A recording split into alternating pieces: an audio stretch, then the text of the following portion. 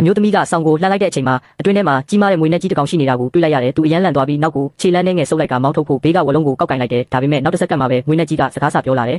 အမကျွန်တော်အမကိုတမင်တက်လာရှာတာပါအမလည်းတယောက်တည်းနေတာကျွန်တော်မှလည်းအဖေမရှိဘူးလို့တွေအခုကစပြီးအတူတူနေကြရင်ဘယ်လိုလဲရှုရှုကမျက်လုံးဝိုင်းသားနဲ့ပတ်ပတ်လဲကိုကြည့်ပြီးမွေကိုပြန်ကြည့်လိုက်တယ်နင်ကစကားပြောနေတာလား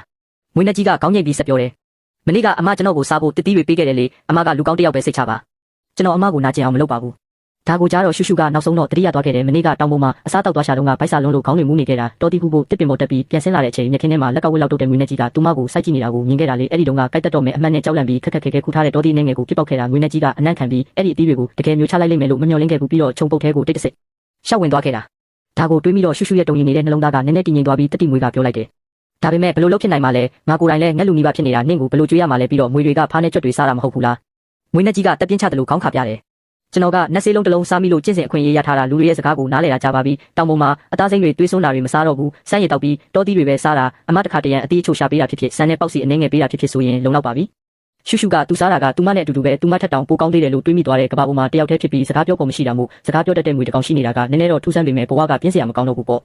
ဒါဆိုဒီမှာပဲနေလိုက်တော့ငါနာမည်ကရှုရှုနင်းကိုတော့ရှောင်းဟေးလို့ခေါ်မယ်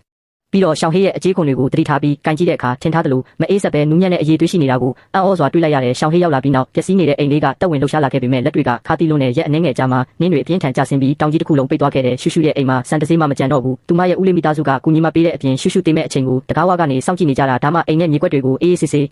အပိုင်စီးနိုင်မှာမို့လို့အဲ့ဒီညကရှုရှုပိုက်စာလုံးလို့တကိုယ်လုံးတုံရင်ပြီးကတင်ပေါ်မှာခွေနေခဲ့ရတဲ့ရှောင်းဟေးကသူမကိုငြိမ်ပြီးကြည့်နေခဲ့ပြီးတကားအကြောင်းကနေအပြင်ကိုထွက်သွားခဲ့တယ်တနားရီလောက်ကြာမှအပြင်ကအတန်ကြားရလို့ရှုရှုအာယူထားလာတဲ့အချိန်ရှောင်းဟေးဝင်လာတာကိုမြင်လိုက်ရတယ်သူ့ပါစက်ထဲမှာဝါဖြိုးနေတဲ့တောယုံတကောင်ပါလာယုံနဲ့မကဘူးသူ့အမီးမှာလည်းအဝတ်စုံနဲ့ပတ်ထားတဲ့ကြောင်မီသွေးအိတ်အသေးလေးတစ်ခုပါလာတာရှောင်းဟေးဒါတွေကဘာတွေလဲရှုရှုစွန့်စွာမေးလိုက်တယ်ရုံကတောင်ပေါ်ကဖမ်းလာတာကြောင်မီသွေးကတော့အမဦးလေးဝင်းထဲကယူလာတာ